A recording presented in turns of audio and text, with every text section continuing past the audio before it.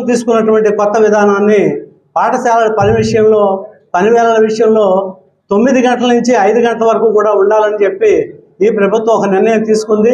Pilot ప్రాజెక్టుగా దీనిని ప్రయోగం చేద్దామని చెప్పి నిన్న నుంచి స్టార్ట్ చేసింది. ఈ పని వేళల విషయంలో అయితే మాత్రం ఉపాధ్యాయులు కానీ, సంఘాలను కానీ, మాలాంటి ఎమ్మెల్సీలు కానీ ఎవరిని కూడా సంప్రదించకుండా ఈ ప్రభుత్వం ఏకపక్షంగా ఒక నిర్ణయం తీసుకుంది. మరి ప్రస్తుతం ఉన్నటువంటి 9 గంటల నుంచి 4 గంటలు ఉన్నటువంటి పని వేళలు ఏదైతే ఉన్నాయో పాఠశాలలు అవి చాలా చక్కగా ఉన్నాయి. మరి అటు విషయంలో మార్పు చేయవలసిన విషయం ఏ విధంగా వచ్చిందని చెప్పి ఈ ప్రభుత్వాన్ని మీ ద్వారా నేను ముక్కుసూటిగా అడుగుతా ఉన్నాను.